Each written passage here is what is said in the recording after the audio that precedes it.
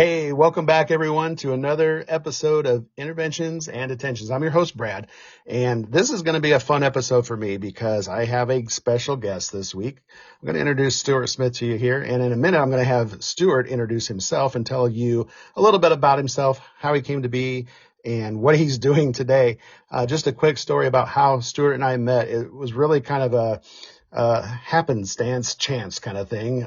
Sherry and I had took a vacation to celebrate. I think it was, I'm going to get this wrong, Stuart, our 20th anniversary. 20th. Okay, thanks. I wanted to make sure I got that right. And we took a trip to Mexico, our first, out of country experience, all inclusive. It was a great time. And, sitting around the pool, we kind of trying to vie with some people and noticed Stuart and his wife and kind of hit it off and had some drinks and started talking and like, hey, Stuart, what do you do? And he's like, oh, I'm a teacher. What grade? Fifth grade. I said, I used to teach fifth grade and I'm a principal now. And then, the wives started talking, and obviously Sherry's a nurse and Stuart's wife is in the medical field too. Lots of just these little coincidences. We go to have dinner together one night and we start talking about like, I think you had a Jeep hat on. I'm like, do you have a Jeep? And he's like, yeah. And I go, I got a Jeep too. I mean, it was funny. Some of the commonalities that both he and his wife had to Sherry and I. So we hit it off, spent a lot of time together that week, and they really don't live too far away. They're in Illinois. We're in Indiana. Probably, what do we say, about, I don't know, 6 hours apart, 4 hours apart? Yeah, I'd say closer to 4. Yeah, it's not too far. Have we seen each other since then? Like one time? Yeah, one time, but we keep in contact. We do keep in contact, and we always say like, we got to get together soon. So after this podcast, man, we got to figure out a way to get together. But like I said, the reason I have Stuart on here tonight is it's kind of a neat experience because he's been a fifth grade teacher, but he is now in the role of assistant principal. And at the school that you taught at, is that correct? That is correct. All right. So I'm going to shut up for a minute. I'm going to turn it over to you, Stuart. Tell us a little bit about your background, how you came to be into education and how you came to be in that assistant principal role. And then we'll hit some questions for you. Okay. Sounds good. So, I'm a third generation educator. My mom and then my mom's mom, they were both English teachers. Matter of fact, my mom was my high school English teacher, which had its advantages and disadvantages, of course. I always had lunch money, but if I got in trouble, she knew right away. Absolutely. So going into college, I was an accounting major and didn't find that as a fit. So long story short, ended up in elementary education. Started teaching in a middle school for the first 8 years in Canton, Illinois, and then 1 year spot in another school before I ended up in Morton, Illinois at Lincoln Elementary School, where I've taught for about 17 years. So this is my 27th year in education, 26 years in the classroom, and then 6 months as an assistant principal. So it's probably unorthodox in most situations to go that long in a role as a teacher and then flip to administration. But there were a few things that kind of dominoes fell in the right direction at the right time. And so I guess we'll get into that a little bit later, but that's kind of how it ended up, and I love it.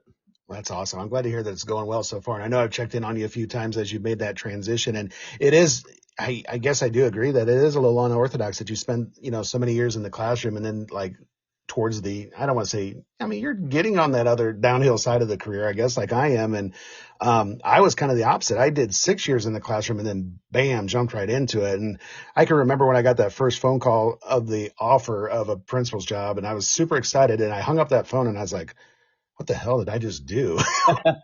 Did you have that feeling at all this year, even after that many years in the classroom? Well, as a matter of fact, it's funny you asked that question because twice this week, we just started back to school this week, and twice this week, it's come up with two different individuals, one, my superintendent, and another colleague, that, there are days or moments where I feel like I'm built for it, right? Yeah. And then there's other times that I'm like, what in the world? I am outmatched. So there's a little bit of both, but honestly, the times that I feel outmatched are few and far between. Yeah. But, when you feel like you're good at something and then there's moments where you're not, it sticks out. Yeah. Well, as we get ready to jump into this, one thing that I wanted to ask you is like, what's the one thing that nobody told you about, when you left the classroom and made that jump into the AP office? What was like the big shock that you've experienced so far that you didn't really know, or somebody didn't warn you or tell you about or give you that heads up about? Well, I think people that are in the administrative role in education probably will chuckle at this, but in one word, time. Yeah. There's so much more time, so many more hours involved, whether it be with after school PTO, which is great, or school board meetings, Mm-hmm. or just extra time after school organizing for the next day.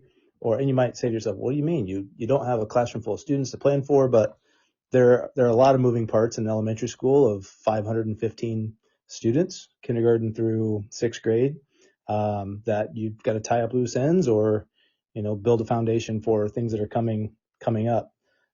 If I had to pick another one thing that nobody told me about is, a big positive is just the connections with so many more students. Yeah. When I was in the classroom, we rotated from teacher to teacher, like a departmental situation, Right.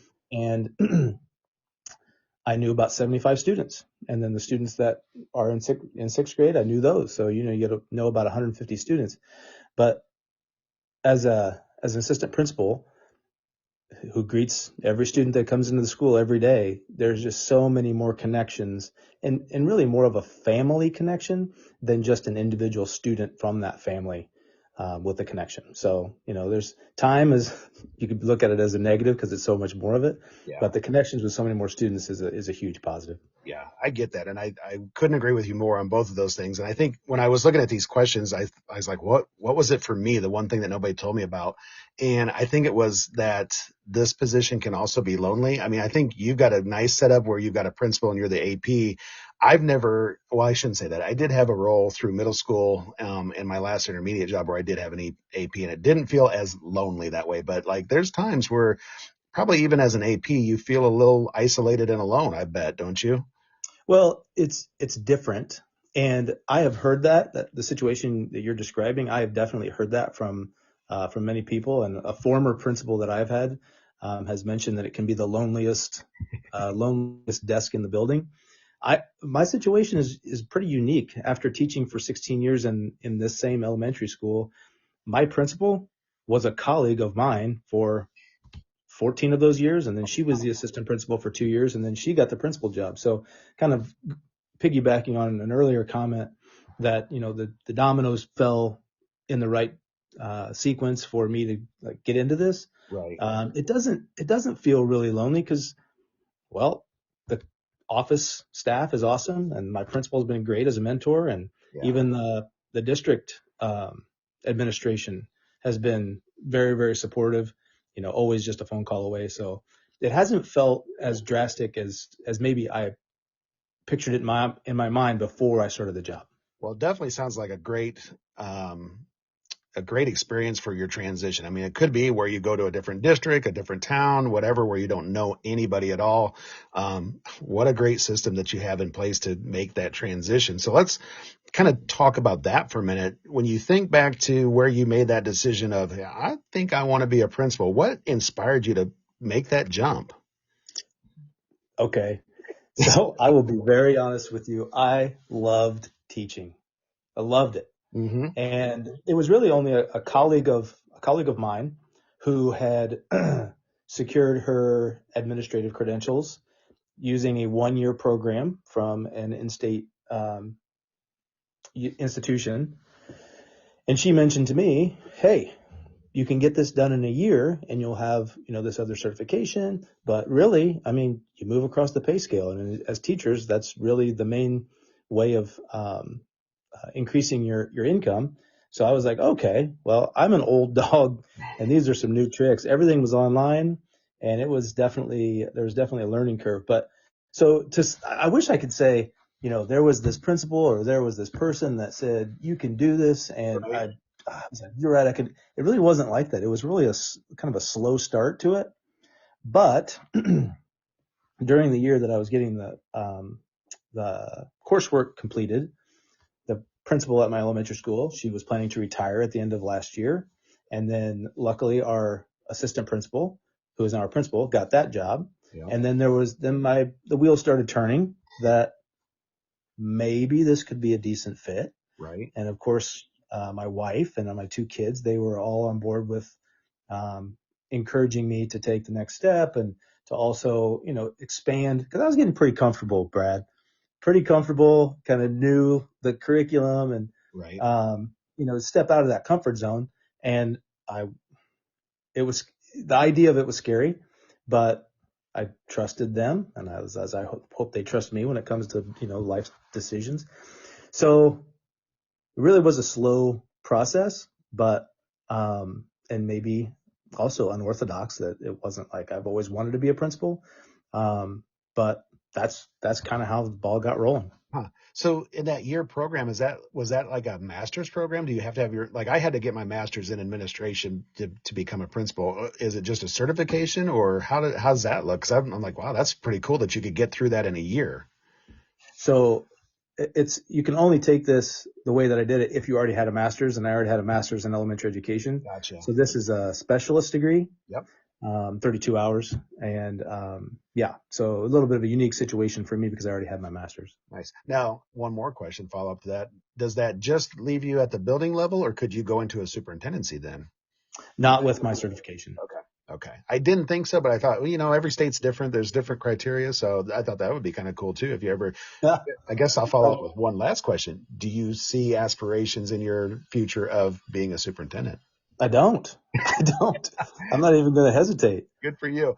And Stuart and I had a little conversation before we started the recording about that. And I'm kind of the same way. I just don't like, there's days where I'm thinking, man, I could do this. And I think I think I would want to do it. And then I look around at some of our superintendents in our area and the battles that they're battling. And I'm like, yeah, no, I think I'm good. I think I'm okay. So was there a defining moment for you in that process where it kind of hit like, yeah, I'm doing the right thing, and this is what I want to do now. I don't want to be a teacher anymore. I want to be, that instructional leader, that principal role. Was there a moment in that process? I think I'm still in that whole transition of it. There are glimpses for sure. Mhm. We monthly we have a administrative read aloud where the principal goes into. We offer it to every classroom where we go in and read a picture book. Sometimes it has a connection with a character trait or something like that, or sometimes it's just a holiday kind of fun book. Teaching fifth grade for so long, I loved it. Yeah, But when you can step into a first grade classroom or a kindergarten classroom and read a book and you could hear a pin drop and they love it, oh my gosh. yeah. I guess that's the kind of thing that I didn't realize that I was missing until getting into this role and having some of those moments. The other thing is we have Christmas programs, Yeah. and the younger students' Christmas programs, it is so enjoyable. And I remember when the first one was done, I looked at the principal, who were sitting next to each other, and I said, this might be the best moment of the year so far. It was just so fun. Yeah. And they can be the worst singers and the worst dancers, but man, they're having the time of their life, and parents don't care, and staff don't care. It's just fun to watch them in their moment. They're living their best life at that point. So that's awesome. Absolutely. You kind of touch on this, and I'm going to start with my experience first. So when I took my fifth grade job, I had a really good principal. His name was Jim Nixon. He's since retired.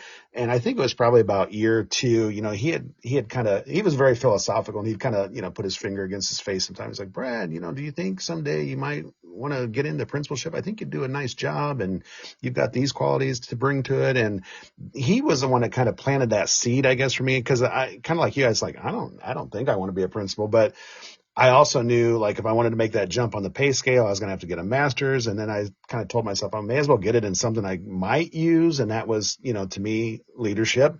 And so Jim was a mentor to me. Did you have, or do you have some mentors that helped, shape that mindset of becoming a leader? There's having done, having been in education for so many years, there are a lot of principals that I've had. I can remember specifically, you name dropped, so I'll name drop. Mark Toomey was a principal of mine at a previous town and school, who first mentioned the idea. And of course, this was 20 years ago, Mm-hmm. and it was the furthest thing from my mind. But you look back at it now and you're like, well, maybe he was onto something. But mentors or previous leaders, they're really still shaping my mindset. I Mm-hmm. can't give my current principal enough um, enough praise for taking me under her wing and giving me the confidence to try something new or, adjust a procedure or those types of things. Our former principal, Julie Horsham, definitely exuded professionalism and helped with creating a culture in our building that is super strong and something that we're building upon, not recreating. So there's a lot of people in my long history in education that have components of it, but I guess those would be the main three. Gotcha. So you talked about your wife and kids being supportive when this decision came about. Now we're 6 months into it. How are they feeling now? What kind of support or what kind of like are they getting upset about the time spent away? Because like you said in the beginning, the time is a big factor for you, and it's an adjustment for your family to make because teaching's there's definitely a time constraint with teaching as well. I get that. I feel like teachers are at school way longer than I am, put more time in, but we put different time in, outside of the normal hours, obviously. But like, what's been their reaction now after 6 months of Stuart, the principal? They're still very positive with everything. Now, again, since I'm getting into this super late, I have a daughter that just graduated from Mississippi State University with her bachelor's. So, it doesn't really impact time with her. But my son is a senior in high school. The administration at my district, which is a different district that my kids go to school, but they've been great about being flexible for me to make sure I don't miss any of those things. Um, and when you're a senior in high school, you're kind of busy anyway. So Right. it's not like he's counting the minutes that I'm not at home. And my wife has been super supportive from before I was even ready for anybody to be supportive. So it's been supportive the entire time. And the biggest thing that I guess if you're going to pat yourself on the back is my kids have seen me not just um, get too comfortable, to keep striving or Right. to improve or to find something new. And I feel like, well, I hope that's something that they remember as they get older. Don't get complacent with where you are, continue to improve and grow. So It's a great life lesson for your kids and your family. That's awesome that you touched on that. Well, as you've gone into this new reality now from classroom to AP, has there been anything, major adjustments that you had to make? I mean, we've talked a few of those things through this process so far, but anything that's shocked you or anything that you've like, whoa, I wasn't ready for that. 5-minute lunches, You get that much? right? Yeah. So I'm used to having 35, 40 minutes for a lunch and, Yeah. use the restroom, chat with the person across the hallway about what's happening in the afternoon, all those types of things. That's all gone now. Uh-huh. Yeah. Yeah. 5-minute lunch and bring your lunch because there's no running to Jimmy John's to get a lunch. Nope. There's a lot of days that I just don't even worry about lunch. I mean, like I'll snack on stuff or whatever, and it's just easier that way. I think like I'll survive. And what I think some of the shocking things or adjustments that I had to was the knocks on the door, like hey Brad, you got a minute?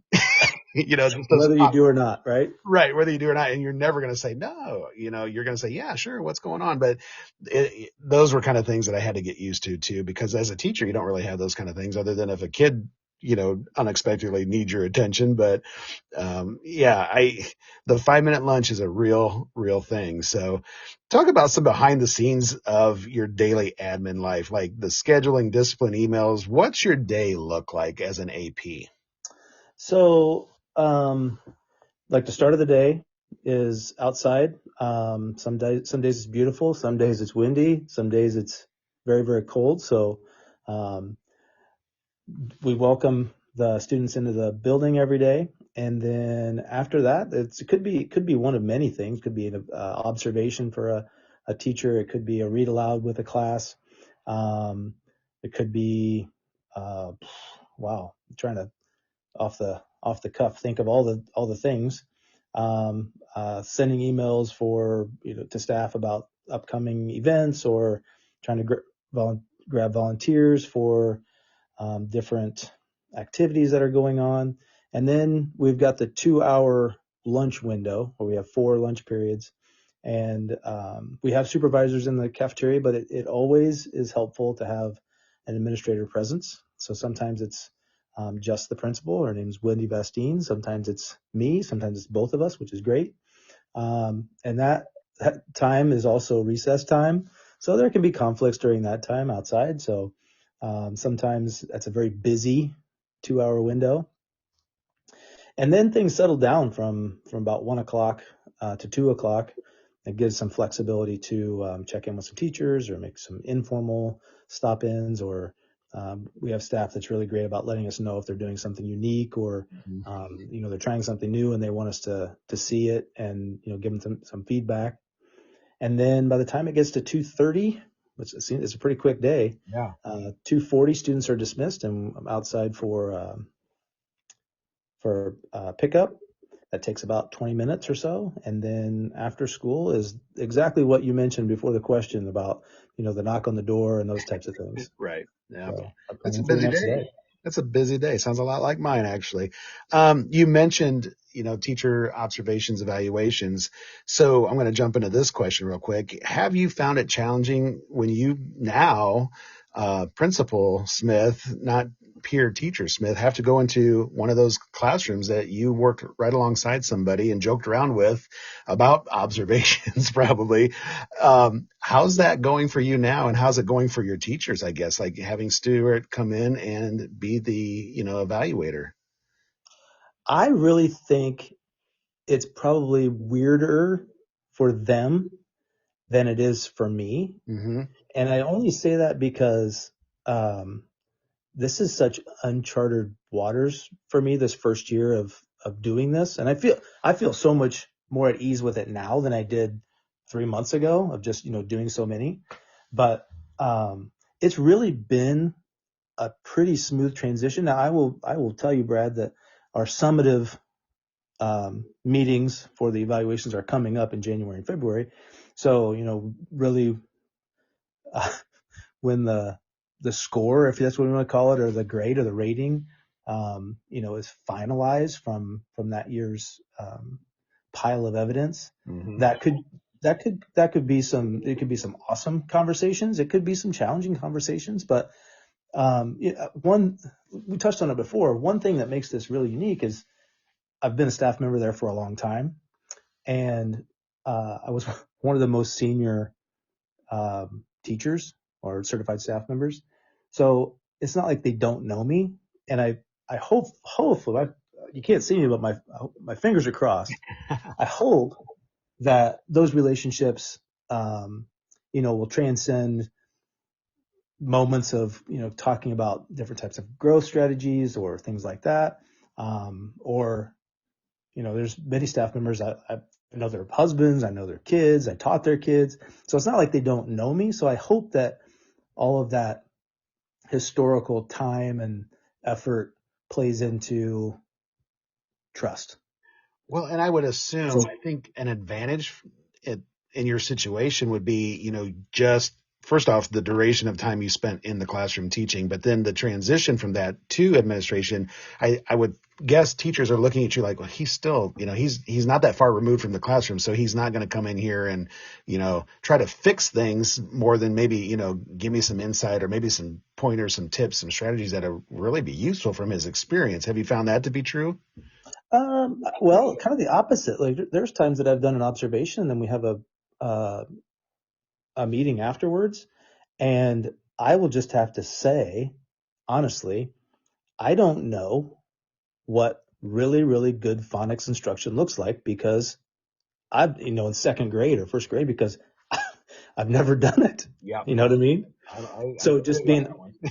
transparent and honest.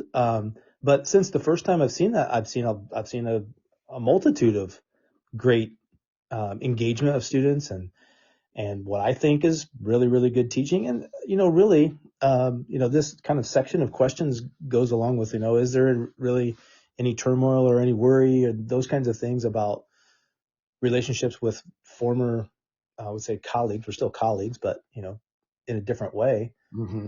Really, there isn't this. I mean, I can't I can't give enough credit to the staff for whatever my success has been in the last 5 months, and for the school, because there's just a very high level of professionalism, maturity, knowledge, practice, all the things that I'm not saying it's utopia, because we've got challenges, but Yeah, well, it's absolutely. just a really great place. So I don't know, maybe this whole podcast is going to, you know, just disappear because there's really no conflict or whatever. But it's a great place, and I guess plays into all this whole the why we're here in me taking this position. Well, and I'm a firm believer that everything happens for a reason, and it certainly sounds like that's the case here. And I'm really happy for you that things are going as well as they are, and you've got a staff that's embraced you as an administrator from the classroom as much as they have. That's an awesome situation for you to be in. But let's kind of look on the opposite side and not talk about staff. But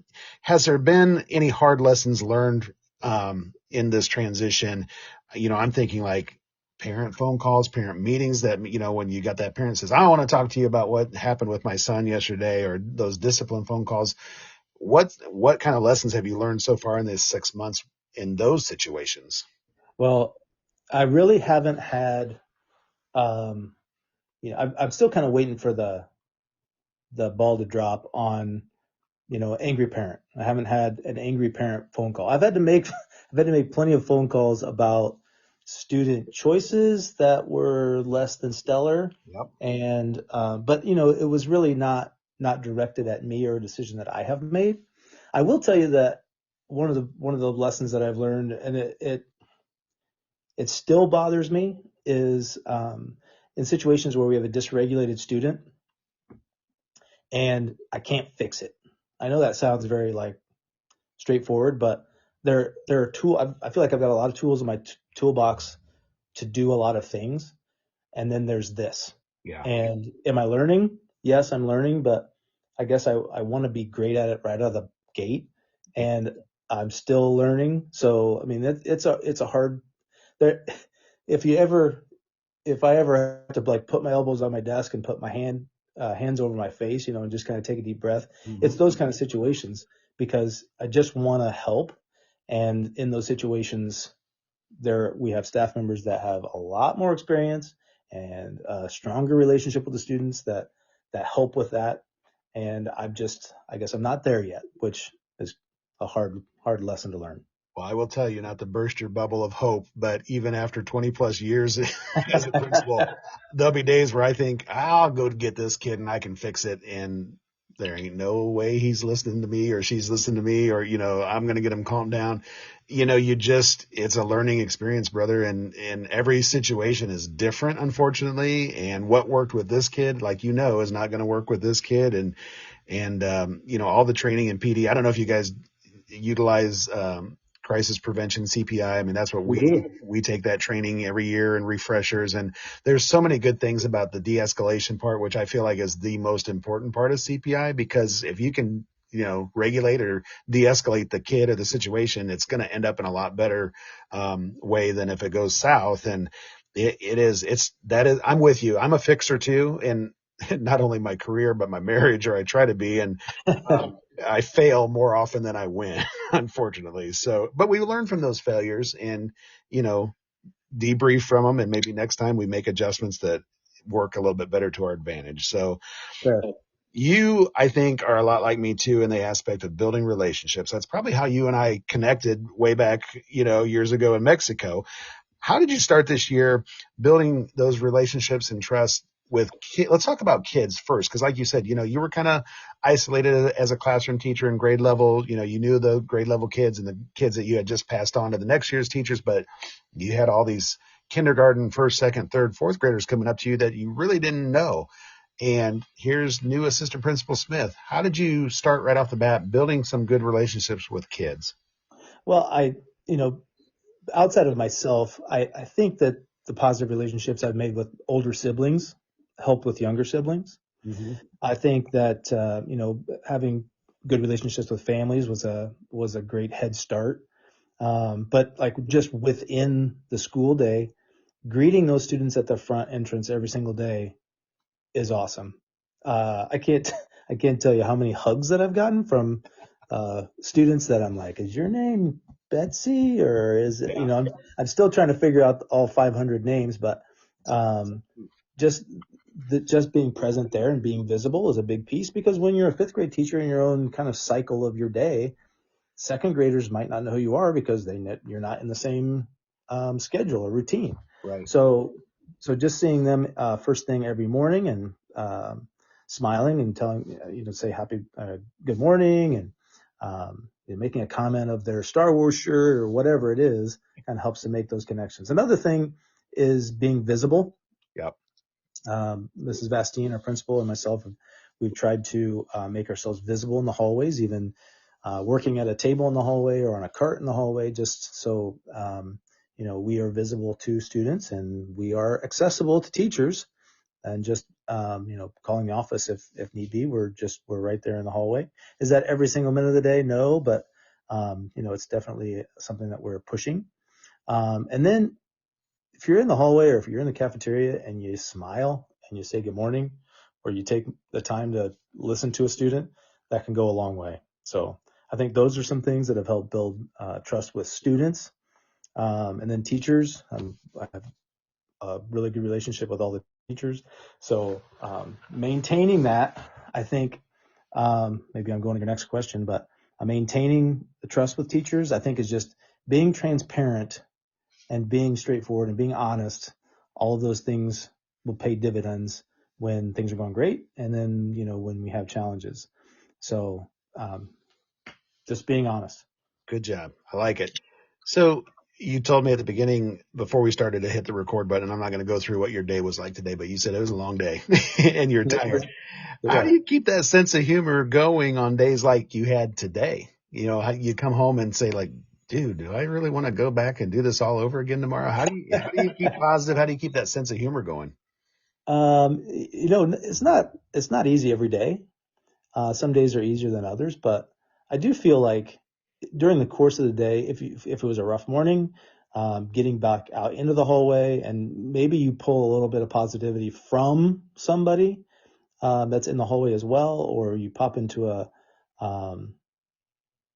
into a classroom and kind of feed off of the positive, first grade vibes. Those kind of things definitely help. And I'm not gonna overlook the power of a Coke Zero.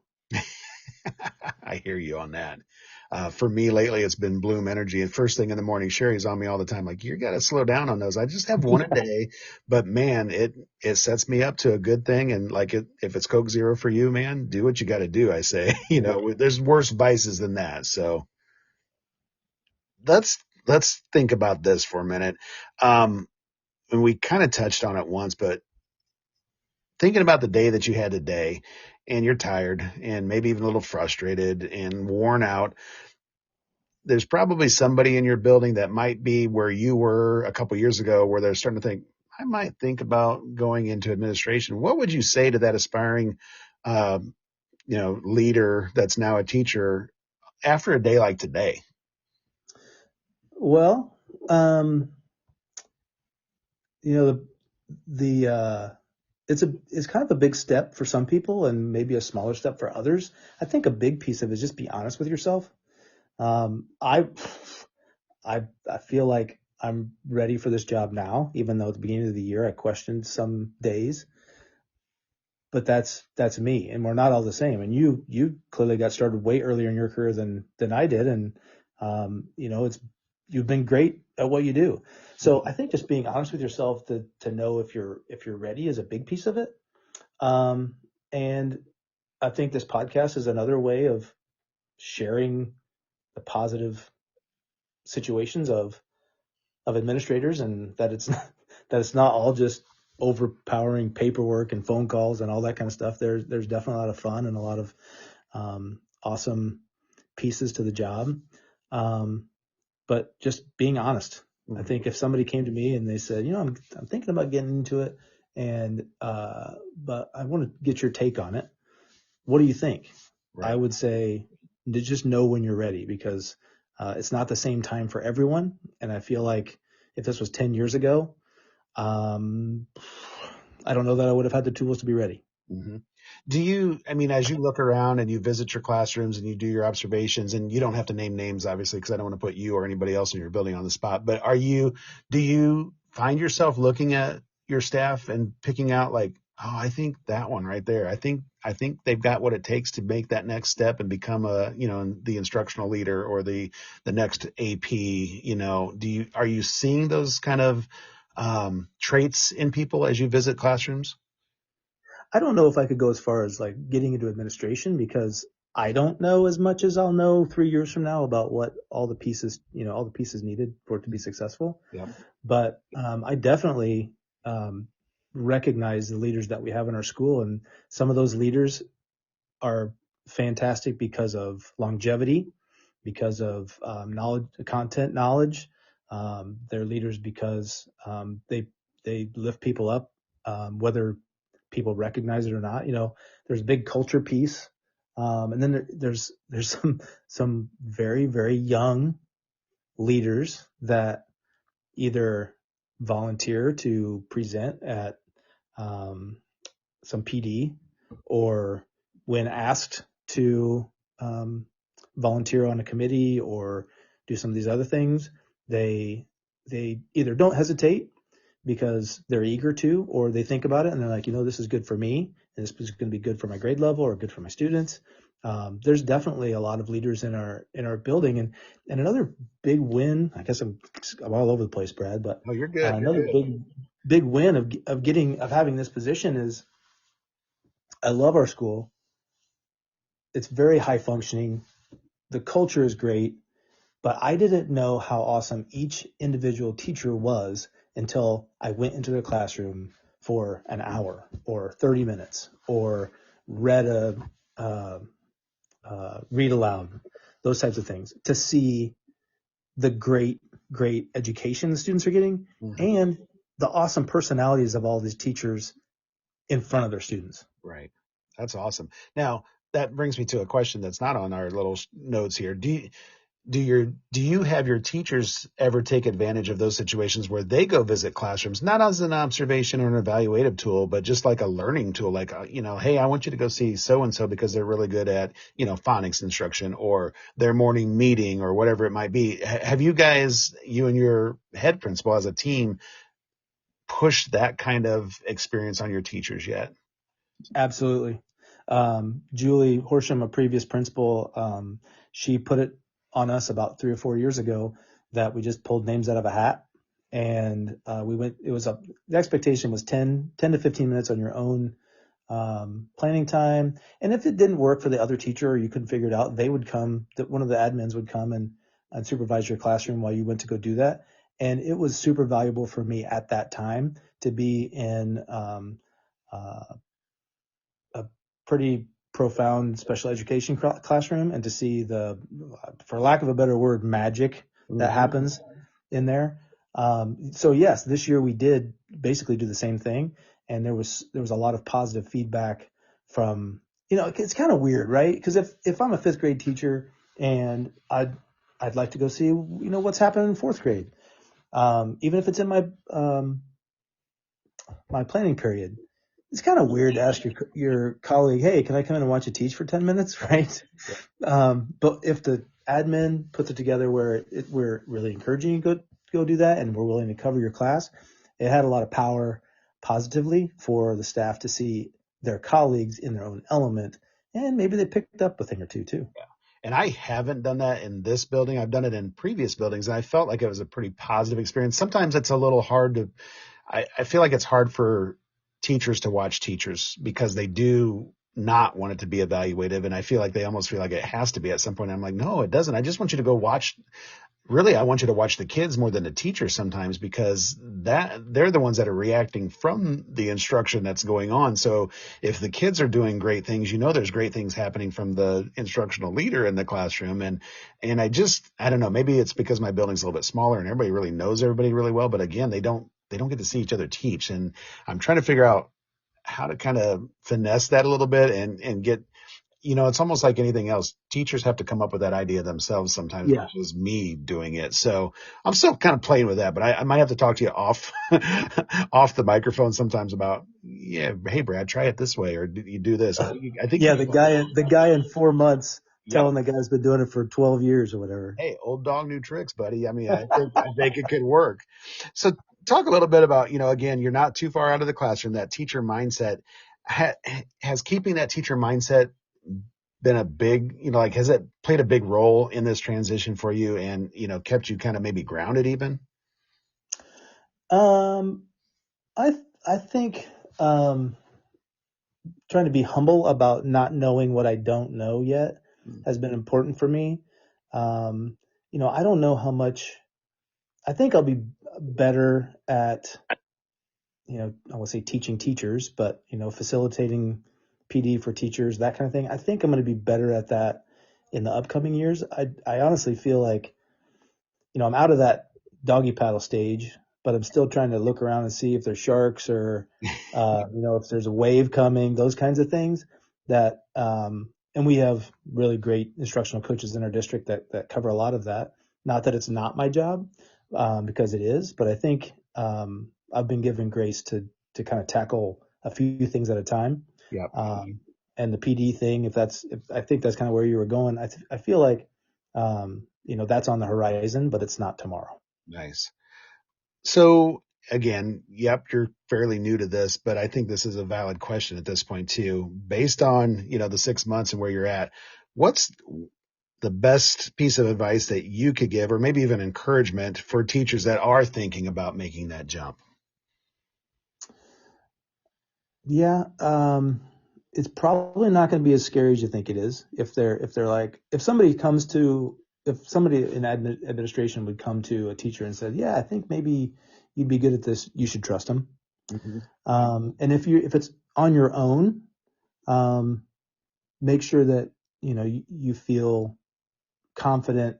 It's not just for the increase of pay or status or those types of things or the title, but it's really something that you want to do. I feel like there are people that kind of fall into it like me, and then you feel comfortable about it.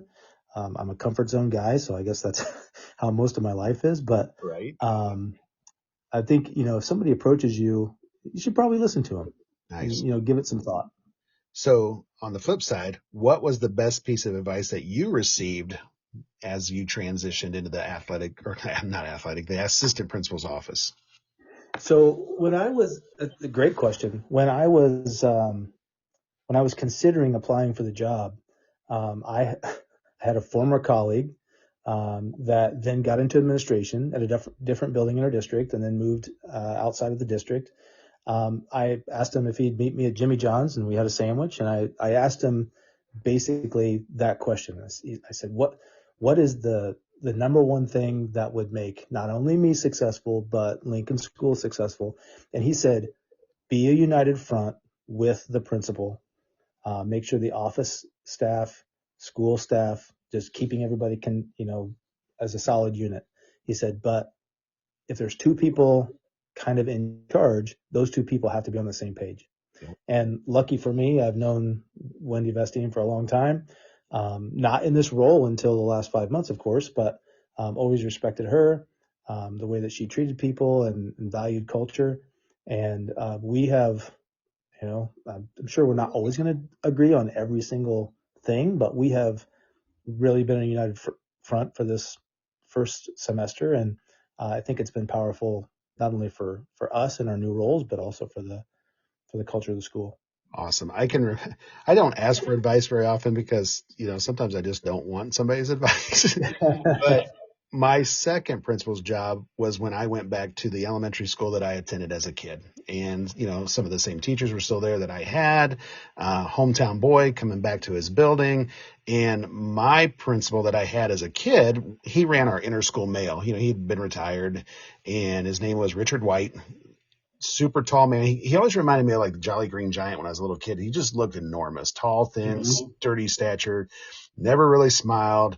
I mean, I can remember being in first grade in my classroom being close to his office. He would take kids out in the hallway to give them the paddle. Oh And yeah. Oh, so you knew if you made a bad decision, what it was going to end up like for you. So, fast forward to when I come back and take over, not for him, he'd been retired and there'd been probably two, maybe three principals in between him and when I took over. And I can remember as plain as day, he was sitting in our janitor's office close to the office, and I was carrying stuff moving into my office. And, I still called him Mr. White because he was Mr. White. And I said, He's "Hey, always going to be Mr. White. always going to be Mr. White." I was like, "You got any advice for me? Any something to help me out?" And he just kind of sat back in his chair with his legs crossed and kind of nodded a little bit. He said, "Brad, just don't take any from anybody." And just left it at that. And I thought, if it was as easy as that, I think you could be really successful. And he probably didn't take any crap from anybody, I'm going to guess. So Yeah, it was a different time then, right? it definitely was. So, all right, buddy, we're going to wind this down here, but we're not done yet because when I have guests on, this is my favorite part of the show when we wind it down, but we ask some rapid fire questions. So I don't want you to have to think too long, too hard about these. And I'll even say, hey, you can give me a pass if there's a question that you just can't think of something quick to come up with or witty. But here we go. Some rapid fire questions if you're ready. I'm ready. All right. Do you carry a walkie-talkie at school? I do. What's your go-to walkie-talkie phrase? I'll be right there. But that's a great answer, actually. I think mine is at dismissal time when I'll say, "Buses, you're good to go." And it seems like it's the same words out of my mouth every single time. But now, do you have a call sign for yourself on the radio? No. So we have like groupings for our walkies. So our walkie-talkies for our school kind of interact with each other. But anything that we say on that channel, Uh-huh. the district administration can hear. Yep. So you're kind of, yeah, it's professional. Good. Sometimes it's hard not to be professional on there. And we've got some people on our radios, whether it be bus drivers, janitors, whatever, that sometimes it's like I sit there and they're like, what are they? Why? Just stop. Right. What's the most random thing that you've confiscated from a student so far in this 6 months? I didn't know what it was at the time, but it's called a labubu. Wow, what is a labubu? Because I don't even know what that It's is. like a little keychain stuffed animal. Okay. And they're very, very popular, and some students, it is a very cherished item. Wow. I'll have to keep. I bet I got some labubus in my school and I didn't even know it. I'm gonna ask tomorrow. Probably. I'm gonna. Can I ask like what grade level that was? Third. Third grade. Okay, so I mean, I bet I got some first graders that might carry a labubu around. I'm gonna ask tomorrow at morning time. Okay. Hey, anybody got a labubu around here anywhere? See what kind of reactions I get. What's the first thing that you do when you finally get to sit down after dismissal at your desk? Okay. Post-it notes. I've got post-it notes on my desktop, and yeah, it's one of those kind of cleansing moments of how many of these post-it notes can I crumple up and put in the garbage? Yep, nice. I've went to a kind of like an electronic post-it note. I think there's an app called, I think it might be called Do It or something like that. It's basically like I can put in hey, I need to do this, and then I can check it off of there, and it takes it back off the app. It's really kind of a cool thing. I'll share it with Okay. you. Yeah, makes it a Okay. little bit less messy than all those post-it notes because I was there too, my friend. Um, harder to deal with, copier jams or parent emails. It depends on what kind of parent emails. So I'll go with, because some of them are pretty great. I'll say copier James. Do you feel like you're the copy repairman sometimes in the office or? Absolutely not, but harder to deal with when you have a teacher or a paraprofessional in the hallway and they're trying to figure out how it is and or how to fix it. And I walk up and of course you're the assistant principal, so you should know how to fix a copy machine, right? And Should have then I struggle. So, been. If you had a walk-up song as you come up to bat every morning in your office, what would your walk-up song be? ooh, let's see here. Probably something calming like Kermit the Frog's Rainbow Connections. Look at you. I had it in my head that you'd probably come up with something like metal pumping up, loud jamming kind of thing, but It's just on the way home. oh, okay. What do you listen to on the way home? What do you listen to on the way home? Oh, a big fan of like AC/DC, Pandora Radio. That's a good one. Nice. I can feel you on that one. Um, Favorite hallway duty snack or drink that you have around with you? Well, maybe I should just say in the office because there's a lot of allergies in our school. Peanut butter M&Ms are fantastic. Nice. Yeah, we have a lot of signs on doors that, no peanuts past this point. It's funny how I don't Right. remember kids having peanut allergies when I was a kid. I guess maybe they had them and they just didn't diagnose them, but I don't ever remember anybody dying from eating some peanut M&Ms. You know, Right. I don't know what's happened in the world since then, but good for you that you keep them in the office. Um, what's the sign that a kid is about to make a bad decision? Like, what do you look for? And you can just know, like, oh man, something's going to happen here. Okay. So like in the cafeteria, when you're just looking over the sea of heads and you see some kid where looks to his right, he looks to his left, he looks to his right again, almost like he's going to shoplift or something. Uh huh. If he's looking around to see if there's anybody watching him, something's probably going to happen. That is universal because I knew when you started to describe that, like I started seeing it in my head, like that kid sitting there looking, and then they make eye contact with you, and they look away, and you don't, and they look back, and they still do it anyway. Now, I guess my follow up is: do you ever intervene, or do you just let it play out and just let them make that bad choice? Well, there's a couple variables that play into that. Proximity and also how well do I know the student already? Yeah. So if it's a student I already know, I can kind of give them, I would say the look, but kind of raise my eyebrows like I know something's going on, and that'll usually kind of calm it down. Or if they're pretty close, if it's 3 or 4, 5 steps away, that's one thing. If it's 40 feet, Uh then huh. it kind of plays into it as well. Nice. So in a lighthearted fashion, and you don't have to name names necessarily, but if you want to, you can give them a shout out. If you could give a staff member in your building detention, who would it be and why? Mr. Hamilton is our custodian, Okay. very established custodian. He's been there as long as I've been there. And I'll shout out to um, his late mother, Linda. She was our night custodian before she passed away. Oh wow. I would give him a detention because it doesn't seem like it's very fair. Um, I often will use his mop in the cafeteria for spills, but Yep. he has yet to send an email on my behalf. So I don't think it's very fair. I think he owes you one, doesn't it? It sounds like it. Or several, yeah. Or several. Well, shout out to Mr. Hamilton. That's awesome. Um, let's finish it up with this. Finish this sentence. Being an AP is like what? It's like being a paramedic at a circus. Oh man. You're on the edge of everything that's going on. You're not doing the teaching, which means you're not the one that's, trying to get the line to jump through the hoop.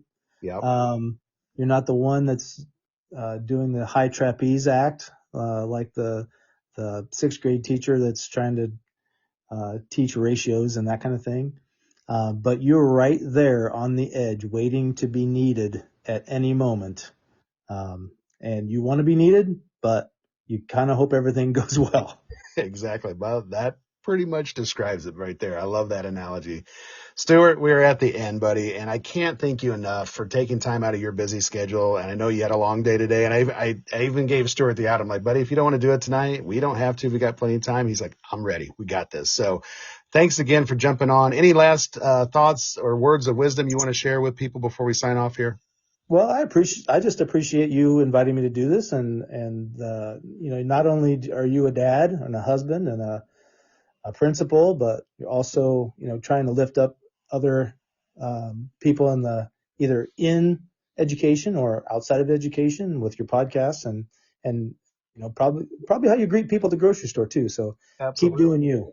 Thanks, man. I don't know if I've got one listener, two listeners, or maybe a few hundred yet. I don't really care. I enjoyed doing this, and I'm glad you could be a part of it. And shout it out to your staff. Maybe do the next in service where you listen to this 53-minute podcast and make them take some notes. Kill me. Like time to go. There you go, buddy. Well, hey everybody, we're at the end. Thanks for tuning in again this week. We love that you stop by and join us each week for Interventions and Detentions. I'm your host, Brad, and don't forget Interventions and Detentions. This is where the real learning begins. We'll see you next week.